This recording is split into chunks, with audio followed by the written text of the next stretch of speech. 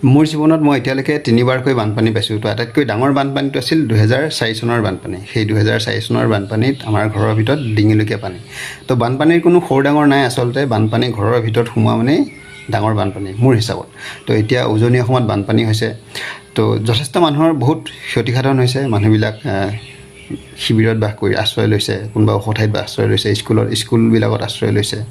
তো এতিয়া চৰকাৰেই হওক বা NGO ফালৰ পৰাই হওক বা অন্য কিছুমান ব্যক্তিয়ে হওক, অন্য কিছুমান সংস্থাবিলাকেই হওক, তো বিভিন্ন ধৰণৰ সাহায্য প্ৰদান কৰিব।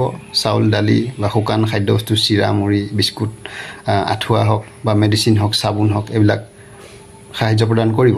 কিন্তু মই এতিয়াৰ অৱস্থাটো কোৱা নাই, বানপানী হৈ থকা অৱস্থাত যিবিলাক সাহায্য প্ৰদান কৰিব সেইটোৰ কথা কোৱা নাই।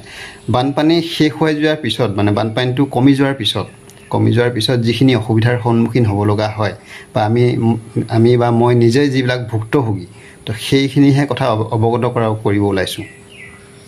তো কথাটো কি হ'ল, এতিয়া বহুত মানুহৰ কি হয়, কেঁচা ঘৰ থাকে, বানপানীৰ সময়ত সেই ঘৰবিলাক যথেষ্ট ক্ষতিসাধন হয়। তো আৰু বহুত মানুহৰ পকী ঘৰেই থাকে, কিন্তু কি হয়, ফাউণ্ডেশ্যনটো বহুত দুৰ্বল থাকে। তাৰ ফলত ফাউণ্ডেশ্যনবিলাক খহি যায়, ৱালবিলাক খহি যায়।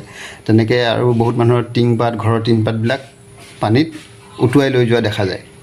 তো বহুত ধৰণৰ ক্ষতিসাধন হয়।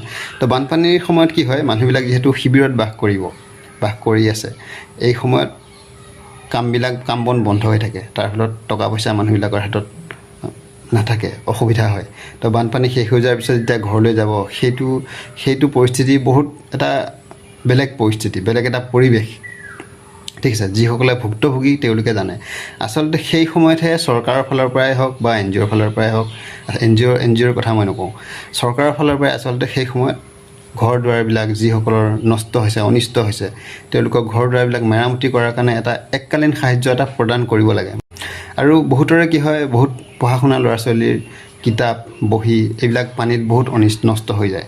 তো যিবিলাক দুখীয়া ঘৰৰ ল'ৰা ছোৱালী আছে, আচলতে দুখীয়া ঘৰ বুলি নহয়, যিসকলৰ স্কুল কলেজত পঢ়া শুনা ল'ৰা ছোৱালী আছে, তেওঁলোকৰ কিতাপ বহি যদি অনিষ্ট হৈছে, তো সেইবিলাকৰো এটা সাহায্য প্ৰদান কৰিব লাগে। কিতাপ বহি আদি কৰি বিভিন্ন ধৰণৰ মানে স্কুলীয়া সামগ্ৰী যিবিলাক আছে। তো আৰু এটা কি হয়, বহুত খেতিয়কে বীজ হিচাপে থৈ দিয়া ধানৰ বস্তা কিছুমান পানীত তিতি অনিষ্ট হোৱা দেখা যায়। বহুতৰে হয়, তো আমাৰ সময়ত বহুত দেখিছোঁ, বহুতৰে হৈছে। বহুত বেয়া লাগে সেই সময়ত, কাৰণ সেইবিলাক ধান আৰু পিছত খেতি কৰিব পৰাকৈ উপযোগী হৈ নাথাকে।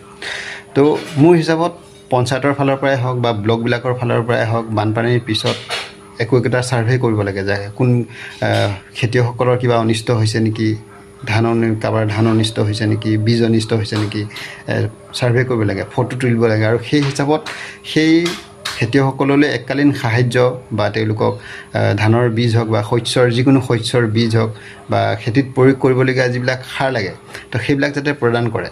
তো এইবিলাক আৰু বহুত আছে, বহুত অনিষ্ট হোৱাৰ কথা আছে, কিন্তু এইবিলাক আটাইতকৈ গুৰুত্বপূৰ্ণ। এই তিনিটা আটাইতকৈ গুৰুত্বপূৰ্ণ, যিখিনি আমি নিজে ফেচ কৰি আহিছোঁ।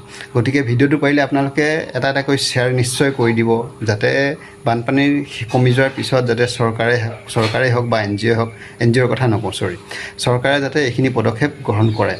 তো ভিডিঅ'টো আপোনালোকে নিশ্চয় শ্বেয়াৰ কৰিব, মই আকৌ কৈছোঁ। ধন্যবাদ।